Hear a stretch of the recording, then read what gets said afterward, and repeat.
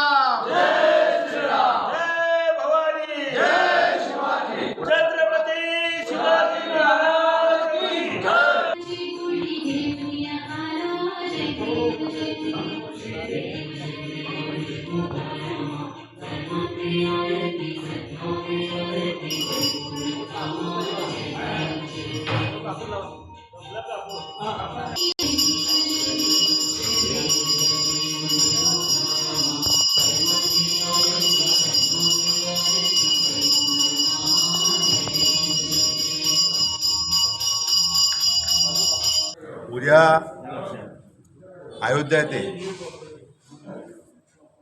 प्रभू रामचंद्राची प्रतिष्ठापना होत आहे। 500 वर्षापूर्वी बाबराने या देशावर आक्रमण करून आपल्या हिंदूचं दैवत प्रभू रामचंद्राचं मंदिर या ठिकाणी बाबरीचा ढाचा उभा केला होता आणि तो ढाचा पाडण्यासाठी, तो ढाचा उद्ध्वस्त करण्यासाठी शिवसेना प्रमुख मान्य बाळासाहेब ठाकरे आणि त्यांची शिवसेना अखंड लढली। ह्याला कुठले पुरावे द्यायची गरज नाही। प्रभू रामचंद्र हे कुठल्या एका पक्षाचे नाही आहेत आणि जो बाळासाहेबांनी लढा उभा केला होता, आज सुप्रीम कोर्टात सुद्धा बाळासाहेबांना ढाचा पडल्यानंतर त्यात आरोपी केलेला आहे, बाळासाहेबांवर केस घातलेली आहे। आणि ज्या वेळेला हा ढाचा पडला गेला बाबरी मशीदचा, त्यावेळेला अनेक जण घाबरून पळून गेले।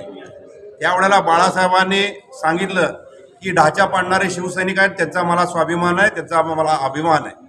आणि आज 500 वर्षानंतर त्या बाबरीच्या ढाच्यावर राम मंदिराचं मंदिर होत आहे, रामाची प्रतिष्ठापना होत आहे। हे पूर्ण शिवसेनेचं बाळासाहेबांच्या ठाकरेंच्या विचाराचं यश आहे असं होण्याचं माझं कारण आहे, मोठं कारण आहे शिवसैनिकांचं। खरं कष्ट आमचं शिवसैनिकांचं आहे।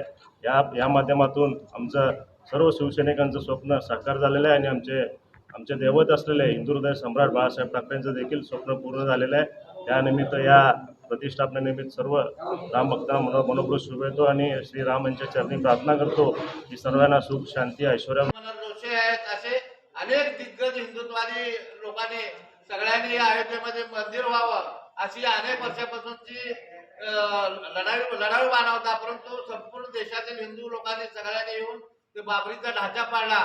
पण मी ह्या मंदिर नवी पेठेचं हे राम मंदिर ऐतिहासिक राम मंदिर आहे.